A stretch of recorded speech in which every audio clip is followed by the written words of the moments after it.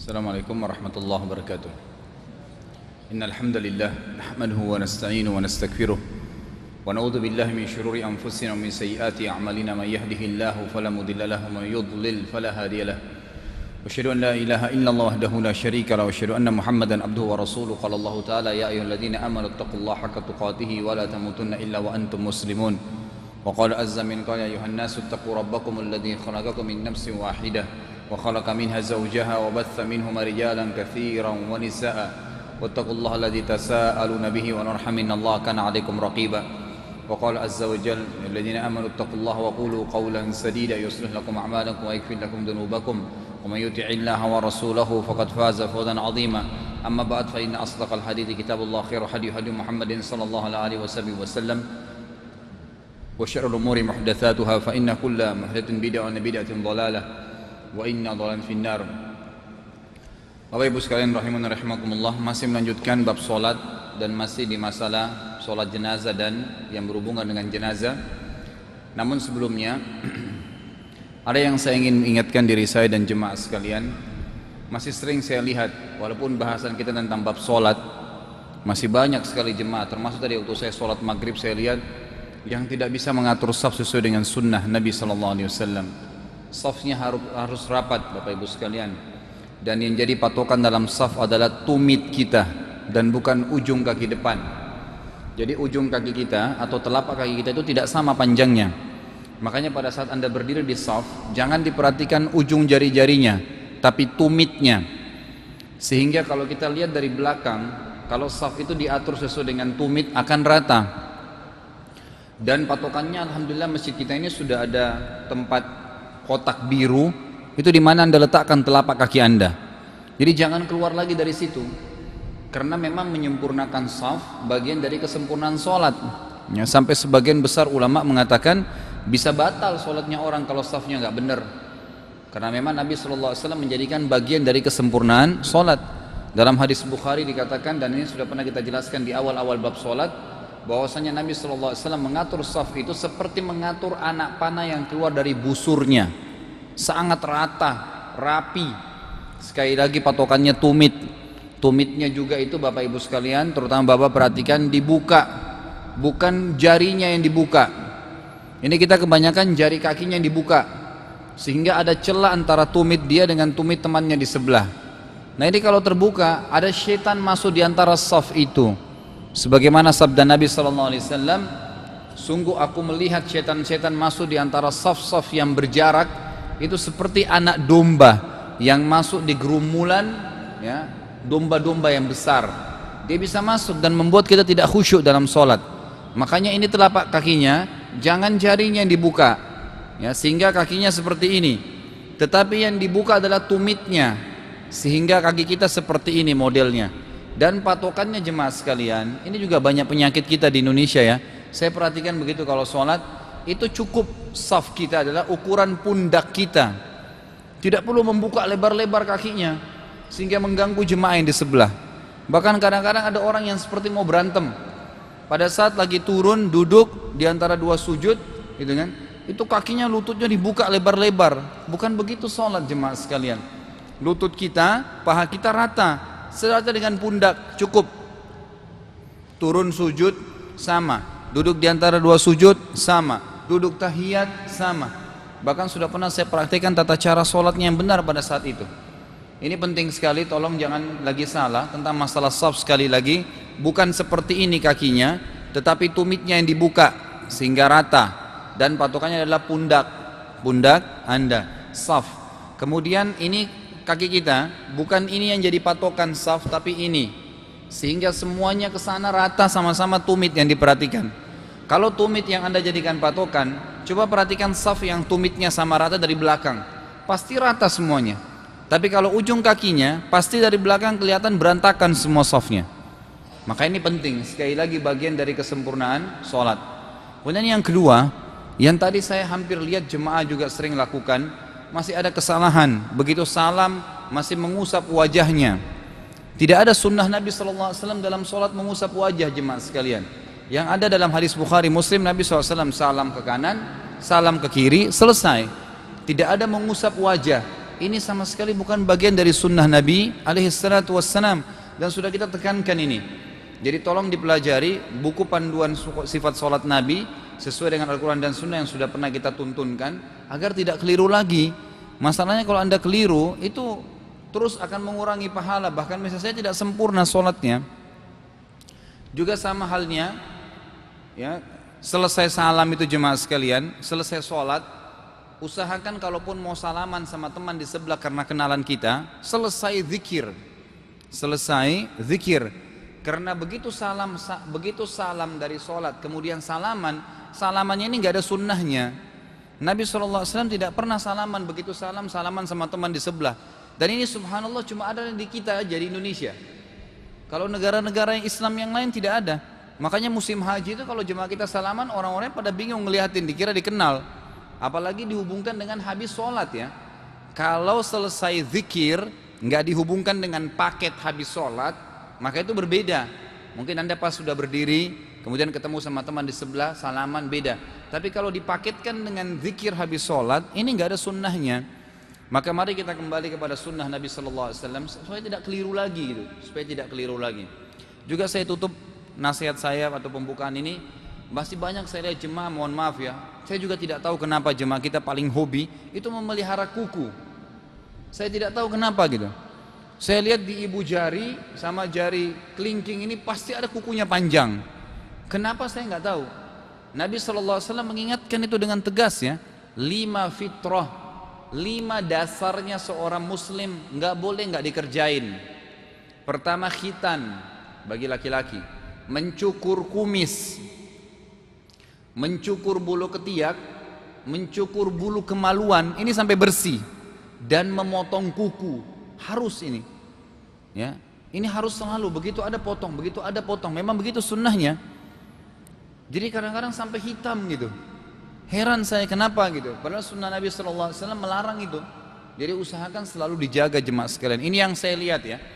Jadi insya Allah mungkin setiap Senin kalau ada yang saya lihat pelanggaran di masjid, saya coba ingatkan. Mudah-mudahan saja ini bisa memperbaiki dalam kehidupan kita sehari-hari, karena memang agama ini adalah amaliyah, harus dipraktekin. Jangan sampai kita cuma ambil teorinya saja. Ya, kata sebagian ulama, al ilmu fis suduri la fis sutur. Ilmu itu yang ada di dalam hati dan diamalkan, dan bukan yang ada di tulisan. Tulisan cuma membantu kita, tapi jangan sampai teorinya banyak tapi nggak diamalkan. Ini salah. Jadi ini hal-hal ringan mungkin yang mesti kita amalkan jemaah sekalian. Mudah-mudahan saja anda bisa menerimanya. Baik, kita kembali kepada bahasan kita. Poin ke-22 adalah menguburkan mayit. Dan terakhir kita sempat membahas masalah ini. Yang dimaksud adalah menguburkan mayit dengan menguruk tubuh mayit secara merata dengan tanah. Kemarin saya sudah bahas, kita buatkan lahat, gitu kan? Kemudian dimasukkan. Ini seperti Allah Subhanahu Wa Taala sudah mengatakan, dan ini hukumnya wajib ya, hukumnya wajib, tapi sifatnya wajib kifayah atau fardu kifayah. Kifayah artinya kalau sudah ada yang kerjain, yang lainnya sudah gugur kewajibannya. Sebagaimana firman Allah Subhanahu Wa Taala dalam surah Abbas ayat 21. A'udzubillahi minasyaitonirrajim, tsumma amatahu fa aqbarah. Kemudian dialah Allah yang mematikan kalian dan akan memasukkan ke dalam kubur. Jadi dengan sunnahnya masukkan ke dalam kubur.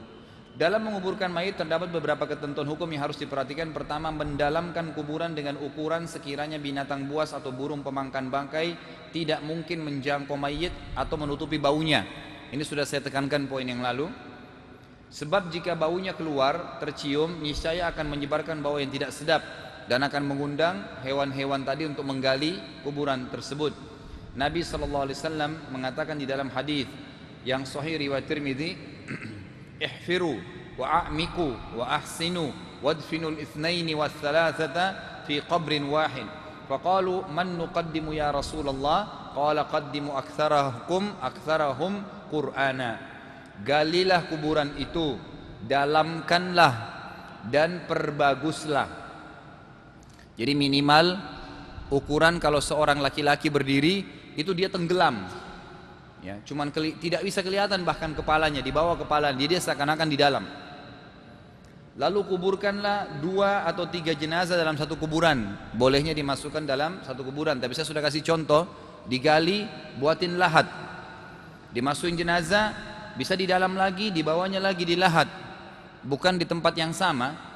sehingga nanti berapa tahun pun bisa digali tempat yang sama tapi di bawahnya lagi, didalamkan lagi, seterusnya begitu, 2 sampai 3 maksimal. Kata Nabi SAW, para sahabat bertanya, ya Rasulullah, siapa yang harus kami dahulukan dimasukkan ke dalam kuburan ini? Ini terjadi pada saat terjadi perang. Ya, ada beberapa sahabat yang mati syahid. Lalu Nabi SAW mengatakan, dahulukanlah dari mereka orang-orang yang lebih banyak hafal Al-Qur'annya. Kemudian yang kedua, membuat lahat, sebagaimana sabda Nabi SAW, al-lahdu lana wasyaqqu li ghairina. Sebagaimana hadis riwayat Imam Ahmad dan Abu Dawud juga Tirmidzi dan sanadnya sahih. Al-lahat untuk kami, sementara asyak untuk selain kita atau selain kami. Lahat saya katakan digali lubang kuburan, dibuatin lubang ke dalam. Kalau asyak itu di lubang saja kayak kita di Indonesia. Sebenarnya asyak itu kata Nabi SAW untuk selain muslim, ditaruh walaupun ditutup dengan papan, itu namanya syak. Mestinya dibuatin lahat, dan ini harus kita bisa jalankan karena sudah jelas hadis tadi yang saya katakan. Nabi SAW mengatakan al-lahdu lana wasyaqqu li ghairina. Membuat lahat di kuburan itu, gali, masukkan lagi ke dalam, ukuran jenazah bisa masuk. Jadi pada saat tanah ditemparkan itu tidak kena si mayit, dan itu pun lubangnya ditutup dengan batu-batu, ya kan? Kemudian asyak itu adalah galian tanpa ada lahatnya.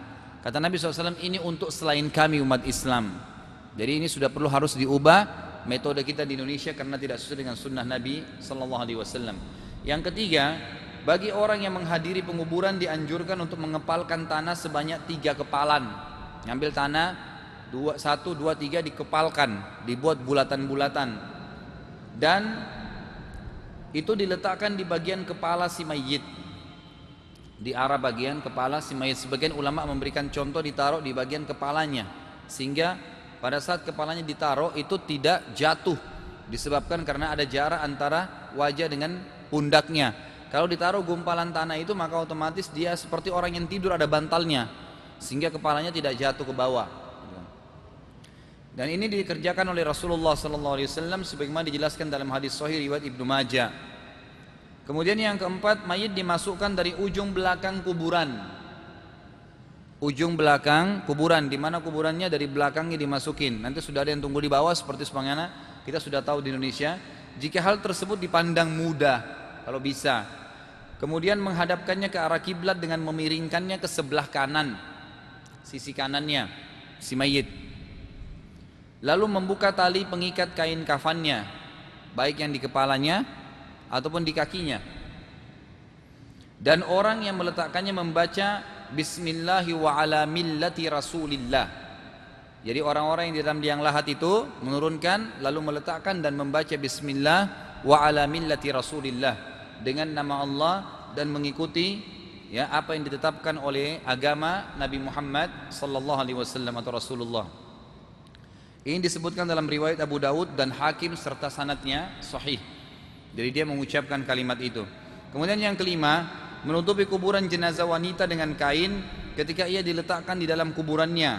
Karena as-salafus saleh atau orang-orang terdahulu pun menutupi kuburan jenazah wanita ketika ia diletakkan di dalam kuburannya, namun tidak demikian terhadap jenazah laki-laki. Sebagaimana disebutkan oleh Ibnu Mas'ud dan Ali bin Abi Thalib radhiyallahu anhuma. Jadi pada saat jenazah wanita diturunkan, itu kan disentuh badannya oleh 3 orang atau 2 orang yang akan menurunkan. Nah sementara diturunkan ditutup kain di atasnya, sehingga orang-orang yang sedang berdiri di luar itu tidak melihat jasadnya, ya badannya si mayit wanita ini.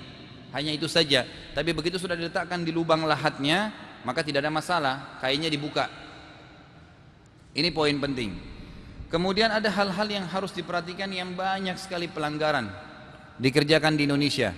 Yang pertama, saya pernah lihat dengan mata kepala sendiri, mayit itu diayun.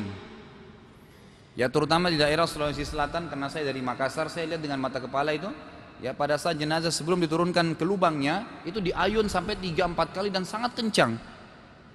Waktu saya tanya alasannya, katanya dosanya bisa berguguran. Ini dari mana? Kalau begitu enak sekali, orang berbuat dosa banyak diayun-ayun saja jenazahnya kan selesai dosanya.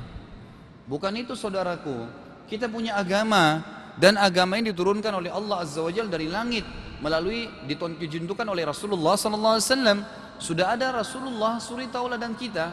Apa yang Nabi SAW ajarkan itu yang diamalkan, dan jangan melanggar itu, Nabi SAW tidak pernah mengayunkan jenazah sahabatnya, juga jenazah beliau waktu beliau meninggal tidak pernah diayunkan, diturunkan dengan pelan, dimasukkan ke liang lahat. Dan riwayat sahih yang menyebutkan bahwasanya satu-satunya kalimat yang diucapkan oleh orang yang meletakkan jenazah hanya tadi, Bismillah wa ala millati Rasulillah. Pelanggaran yang kedua tadi, ya, selain diayunkan, banyak sekali jemaah kita azan di kuburan. Ini tidak ada sunnahnya jemaah sekalian. Tidak pernah ada satu riwayat pun yang memerintahkan kita azan di kuburan. Ya, ini hal-hal yang mesti diperhatikan. Kata Nabi SAW, azan itu dikerjakan pada saat sholat, pada saat kebakaran terjadi, itu memang azan. Dan ada sebagian besar ulama mengatakan, walaupun ini sanadnya dihasankan oleh Ibnu Qayyim rahimahullah, mengazankan kuping kanannya si bayi. Tapi selain ini tidak ada perintah azan, tidak ada perintah azan, termasuk di kuburan. Dan yang saya lihat anehnya, subhanallah, si mayit diturunkan, kemudian disuruh nanti anaknya turun, dibuka kain kafannya sampai kupingnya kelihatan, baru azan. Mayit gak akan dengar. Allah subhanahu wa ta'ala mengatakan dalam Al-Quran, A'udzubillahi minasyaitonirrajim, innaka la tusmi'u man fil kubur. Hai Muhammad, kau tidak akan pernah bisa memperdengarkan apapun kepada orang yang di kuburan. Apapun yang kita ngomong di atas kuburan mereka gak dengar. Memang gak didengar, beda alamnya, berbeda alamnya, kecuali yang disampaikan oleh Allah Azza wa Jalla kepada mereka. Seperti kita membaca salawat pada Nabi alaihi salatu wassalam, beliau mengatakan, inna salatakum ma'rudatun alayya aina ma kuntum.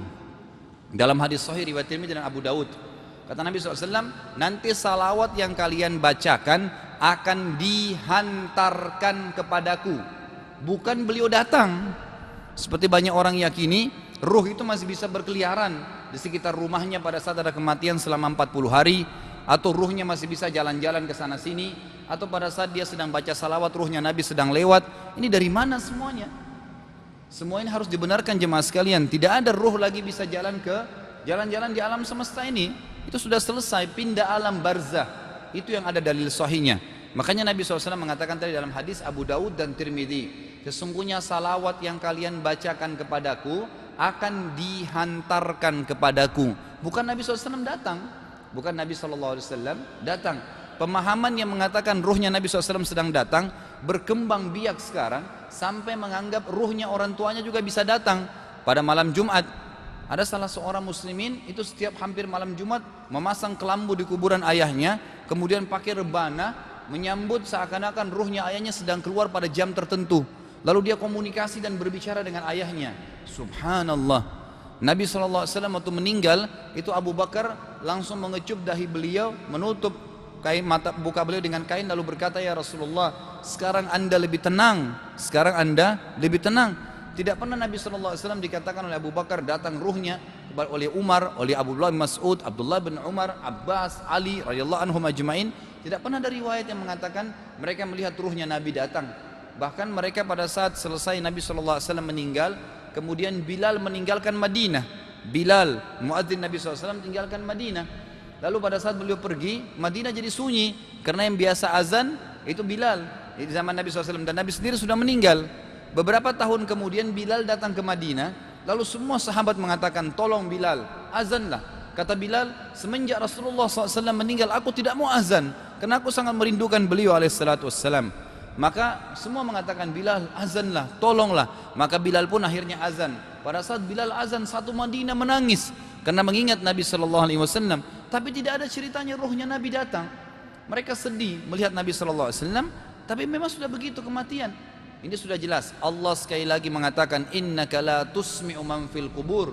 Engkau tidak akan pernah bisa, hai Muhammad, memperdengarkan orang yang ada di kuburan. Imam Nawawi mengatakan rahimahullah, Imam Nawawi yang paling banyak jadikan referensi di Indonesia, perhatikan mengatakan dalam kitabnya Majmu', beliau mengatakan, saya heran melihat orang-orang yang datang ke kuburan minta-minta kepada kuburan walaupun itu orang saleh. Sementara dalam kuburan adalah manusia seperti dia dan sudah jadi tulang.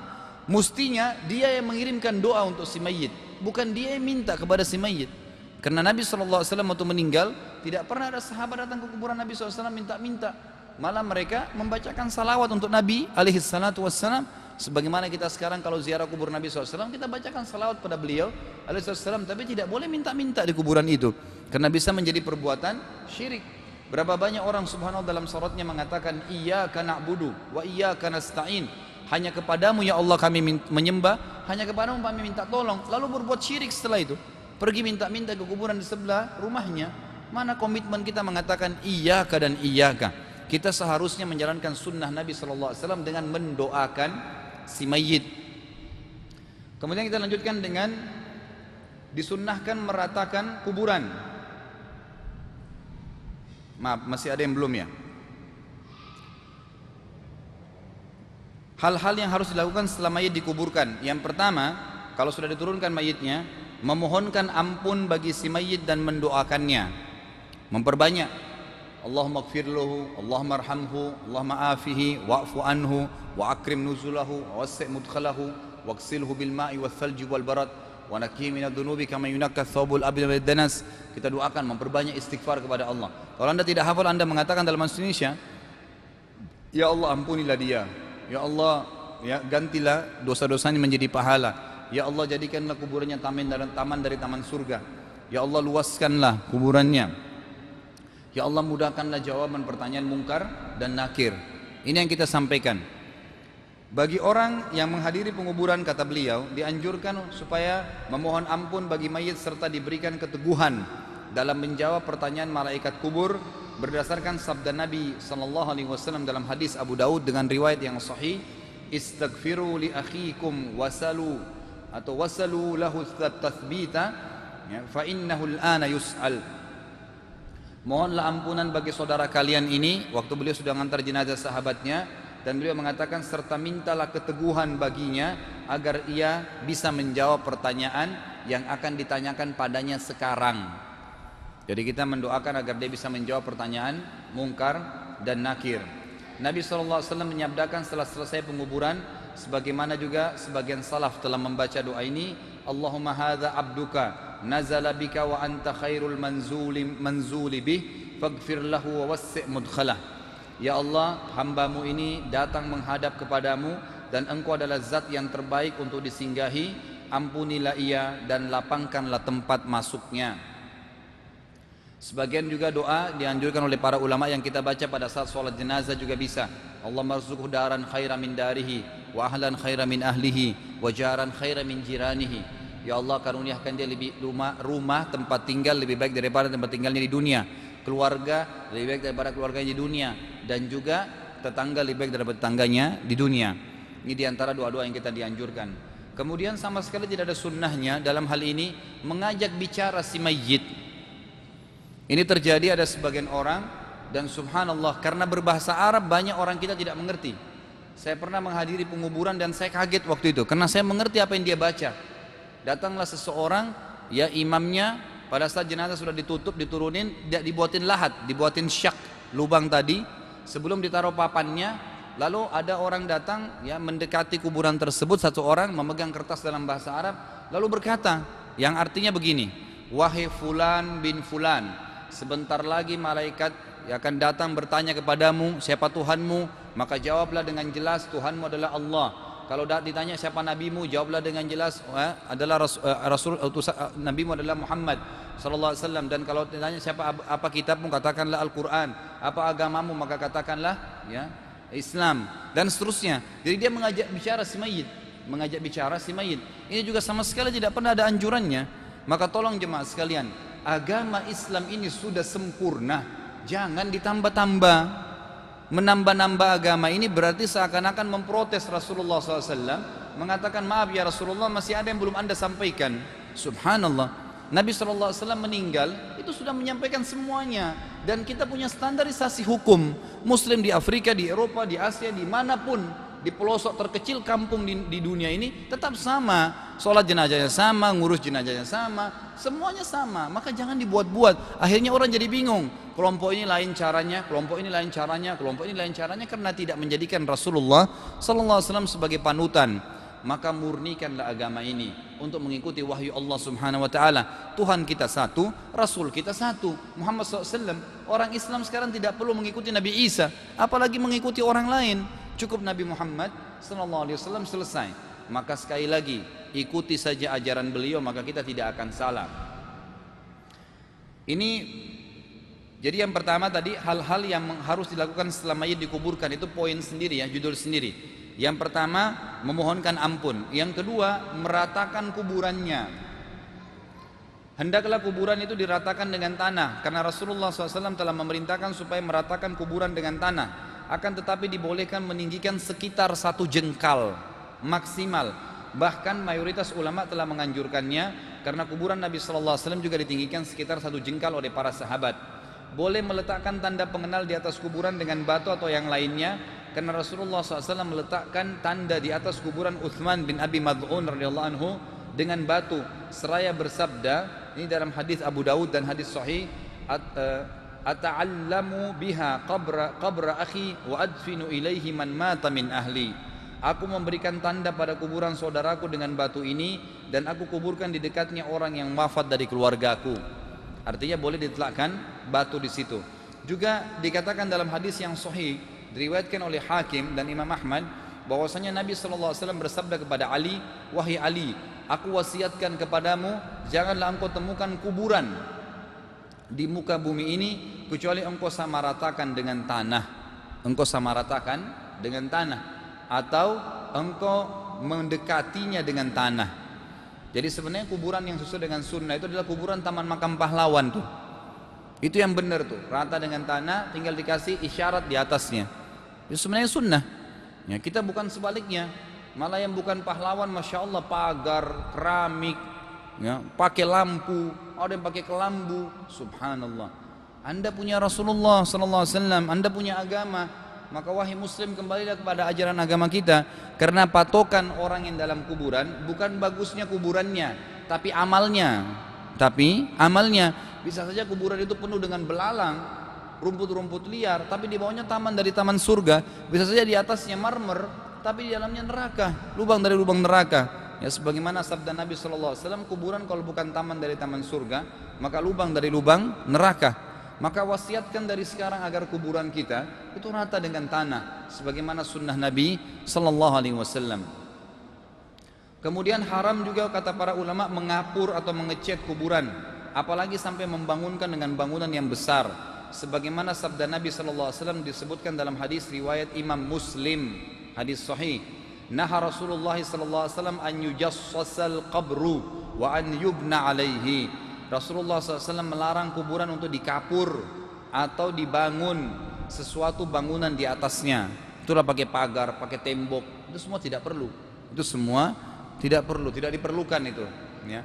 Sebagian ulama mengatakan dibolehkan membersihkan kuburan, tapi tidak dengan menyiram air, tidak dengan meletakkan kembang. Jadi datang, kalau kotor dibersihin, tidak ada masalah. Tapi itu tidak berpengaruh. Dia tidak berpengaruh kepada mereka, tidak berpengaruh pada si mayit. Jadi kita harus berbuat apa yang berpengaruh buat mereka. Dan wahyu sudah mengajarkan kepada kita beristighfar, mendoakan, bersedekah buat mereka, haji dan umroh buat mereka. Itu yang kita lakukan sebagaimana tuntunan Nabi alaihissalatu wassalam. Itu poin yang ketiga. Ya, dari materi hal-hal yang harus dilakukan pada saat mayit sudah dimasukkan ke dalam kuburan. Berdoa dan beristighfar untuknya. Kemudian ya, menyamaratakan kuburannya dengan tanah, kemudian tidak mengapur yang ketiga, dan membangun kuburan. Yang keempat, makruh hukumnya duduk di atas kuburan. Sebagian ulama mengatakan hukumnya haram di atas kuburan, termasuk menginjaknya, tidak boleh. Ya.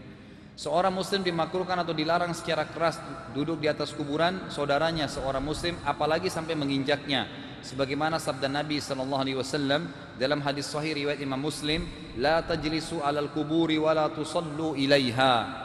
Janganlah kalian duduk di atas kuburan dan jangan pula solat menghadap ke arahnya.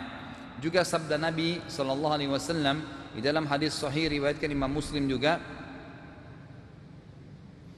li an yajlisa ahadukum ala jamratin fatuhriqa thiyabahu fatakhlusa ila jildihi khairum min an yajlisa ala qabr. Sungguh salah seorang di antara kalian duduk di atas bara api sehingga membakar bajunya lalu sampai menembus kulitnya adalah jauh lebih baik daripada dia duduk di atas kuburan. Jadi nggak boleh duduk di atas kuburan. Kalau ngantar jenazah berdiri saja. Kalaupun harus duduk, maka jangan sampai duduk di kuburannya. karena ini dilarang oleh Nabi sallallahu alaihi wasallam. Termasuk juga tidak boleh sholat di atas kuburan, ya sebagaimana sudah kita sampaikan, kecuali kalau si mayit belum ada yang sholati atau kita belum sempat sholati, maka boleh sholat di kuburannya. Ini satu-satunya sholat yang dibolehkan, karena Nabi sallallahu alaihi wasallam mensolati dalam riwayat Imam Muslim di atas kuburan wanita penyapu masjid yang telah meninggal, dan Nabi SAW tidak sempat sholati, maka beliau pun akhirnya mensolatinya. Kemudian haram hukumnya membangun masjid di atas kuburan.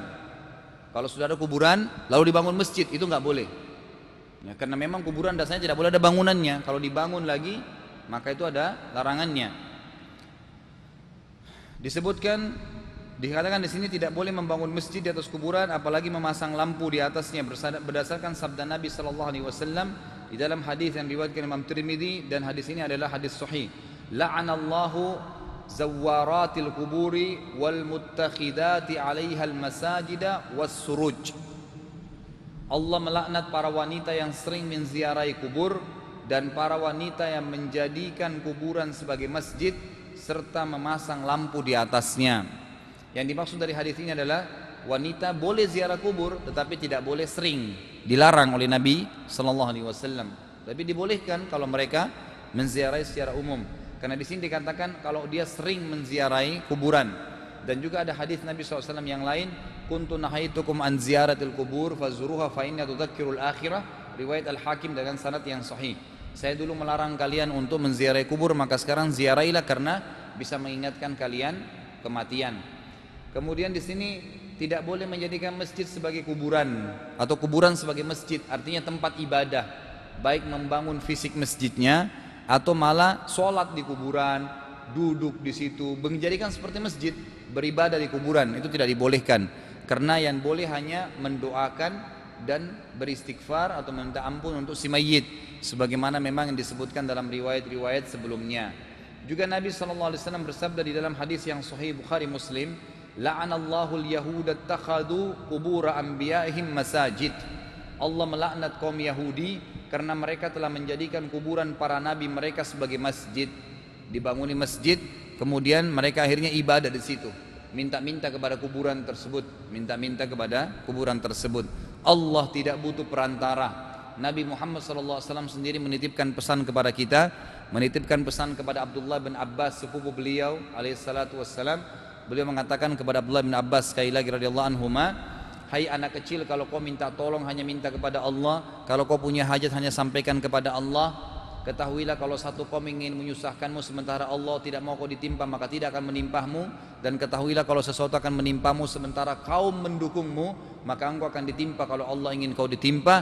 Sungguh telah tertulis semua di Lauhil Mahfuz, dan pulpen yang dipakai menulis sudah kering, sudah kering. Jadi jelas sekali apa yang Nabi SAW sampaikan. Kemudian poin yang keenam adalah dilarang membongkar kuburan dan memindahkan si mayit. Diharamkan atau dilarang membongkar kuburan serta memindahkan jasad penghuninya atau mengeluarkan sejumlah penghuninya darinya, kecuali karena adanya hal darurat yang sangat kuat dalilnya. Misalnya mayit dikuburkan tanpa dimandikan terlebih dahulu. Itu ada sebagian ulama mengatakan dikeluarkan dimandikan kalau yang baru ya, tapi kalau yang sudah lama maka tidak perlu. Sebagaimana sebagian juga ya dimakruhkan untuk dipindahkan dari suatu daerah ke daerah yang lainnya, kecuali tempat tujuan dari pemindahan itu adalah salah satu dari dua tanah haram yang dimuliakan, Mekah atau Madinah atau Baitul Maqdis. Sebagaimana kata Nabi SAW di dalam hadis yang sahih riwayat Abu Daud dan Nasa'i, idfinul qatla fi masari'ihim. Kuburkanlah jenazah orang-orang yang terbunuh di dalam peperangan ataupun dimanapun di tempat mereka terbunuh. Dikubur aja di situ. Itu sudah jadi kuburan mereka. Dan tidak ada pengaruhnya, kecuali memang dia dipindahkan ke lokasi yang lebih mulia. Itulah Mekah dan Madinah, kata para ulama. Misalnya ke Baqi, ya, kuburan yang ada di Madinah itu ada doa Nabi SAW.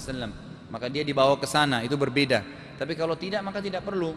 Apalagi kalau lokasi kuburan dibongkar hanya untuk dibangun apartemen, hanya dibangun mall, itu dari mana haknya untuk membongkar kuburan? Dia harus cari tempat lain. Jadi harusnya tidak boleh kuburan yang dibongkar, tidak boleh kuburan yang dibongkar karena ada larangan. Ini hukum Allah Subhanahu wa taala. Kemudian yang selanjutnya yang ketujuh adalah anjuran bertakziah. Perhatikan, ini penting. Takziah bukan ziarah. Ini banyak orang Indonesia salah paham nih. Ziarah adalah kita mendatangi saudara kita, duduk minum teh, ngobrol, makan kacang, buat pengajian, silahkan ziarah. Kalau takziah beda. Definisi takziah adalah, takziah itu kalau bahasa Indonesianya begini: mengurangi kesedihan keluarga si mayit. Garis bawahi kata-kata keluarga si mayit. Takziah itu bukan untuk si mayit. Perhatikan ya, sekali lagi tolong diperhatikan, kalau Indonesia salah paham nih. Takziah itu mendatangi dan mengurangkan kesedihan keluarganya si mayit, bukan untuk mayit. Yang membuat kita buat banyak acara, kalau acara kematian buat tahlilan lah, buat zikir, buat ini, karena kita pikir takziah untuk si mayit. Salah saudaraku, takziah itu untuk keluarga si mayit. Perhatikan dalilnya. Yang pertama hadis riwayat Imam Muslim. Kata Nabi SAW waktu Ja'far bin Abi Thalib radhiyallahu anhu, saudara kandungnya Nabi, saudara kandungnya Ali radhiyallahu anhu, terbunuh di perang Mu'tah. Ya. Kemudian Nabi SAW mengatakan, isna'u li ali Ja'far fa innahum qad asabu ma lam yusibkum. Pertama sekali perintah beliau untuk bertakziah adalah, datangilah keluarganya Ja'far dan buatkanlah makanan untuk mereka, karena mereka telah tertimpa apa yang tidak menimpa kalian. Jadi takziah itu untuk keluarga mayit, bukan si mayit. Anda datang, sabarkan mereka, sabar ya. Nabi SAW dalam hadis yang lain dikatakan, berkata kepada keluarga mayit, a'zamallahu ajrakum, semoga Allah lipat gandakan pahala kalian. Jadi sabar karena masalah kehilangan ini. Inna lillahi ma akhad walillahi ma a'ta wa kullu syai'in indahu bimiqdar.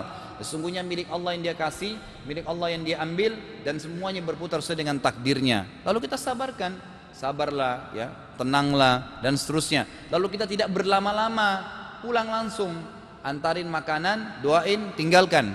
Biarkan saudara muslim yang lain mendatanginya. Dan juga yang paling penting dalam hadis-hadis yang sahih dikatakan, Nabi SAW bertakziah tidak pernah lebih dari 3 hari. Tidak pernah lebih dari 3 hari.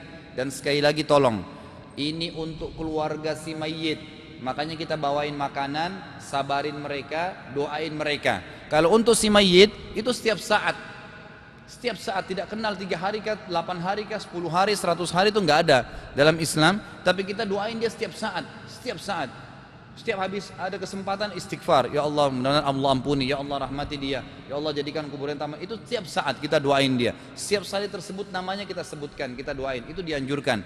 Tetapi kalau khususkan itu tidak ada, terutama dalam takziah. Dianjurkan bertakziah kepada keluarga mayit, baik kaum laki-laki maupun perempuan, baik belum dikubur maupun sudah dikubur, dan itu hanya selama 3 hari. Orang yang sedang berada di tempat atau di lokasi yang sangat jauh dianjurkan boleh mendatangi lebih dari hari ketiga itu. Misalnya seseorang di luar kota Jakarta datang setelah dikuburkan 4 harinya, masih bolehkah dia bertakziah? Boleh, tapi dia sudah tidak mematok lagi. Sunnahnya 3 hari pertama. Maka dibolehkan dia bertakziah kalaupun lebih dari hari itu, sesuai dengan sabda Nabi SAW. Disebutkan dalam hadis sahih riwayat Ibnu Majah, "Ma min mu'minin yu'azzi akhahu bi musibatin illa kasahu Allah taala min hulalil karamati yaumal qiyamah." Tidaklah seorang mukmin bertakziah kepada saudaranya, keluarga yang sedang ditimpa musibah. Perhatikan ya, ini untuk keluarga si mayit, melainkan Allah akan memakaikan baginya pakaian-pakaian kemuliaan pada hari kiamat. Ya, ini berarti kita dianjurkan. Kemudian beliau katakan takziah artinya menyuruh bersabar, juga menghibur keluarga mayit sehingga mereka tidak larut dalam kesedihan. Mereka terhibur dan dapat bersabar dengan menceritakan hal-hal yang dapat meringankan beban musibah mereka yang telah menimpa mereka dan menghilangkan kesedihan mereka. Takziah dapat diungkapkan juga berbagai macam ungkapan, sebagaimana hal itu dijelaskan dalam salah satu hadis di mana Rasulullah SAW pada saat bersabda atau ditujukan kepada putri beliau yang kebetulan anaknya baru meninggal, yaitu Zainab. Lalu beliau berkata, "Inna lillahi ma akhadha wa lahu ma a'ta wa kullu syai'in indahu bi ajalin musamma faltasbir wal tahtasib." Sesungguhnya milik Allah lah apa yang diambilnya, dan milik Allah pula apa yang telah diberikannya, dan segala sesuatu di sisinya Allah memiliki batas ajal tertentu. Karena itu bersabarlah, dan juga ya semoga engkau mendapatkan ganjarannya. Sudah habis waktu. Baik, kita lanjutkan lagi insya Allah pertemuan akan datang dengan poin ke-9. Semoga ada manfaatnya. Kalau ada benar dari Allah, kalau ada salah dari saya mohon dimaafkan. Subhanakallahumma bihamdika asyhadu an la ilaha illa anta astaghfiruka wa atubu ilaik. Assalamualaikum warahmatullahi wabarakatuh.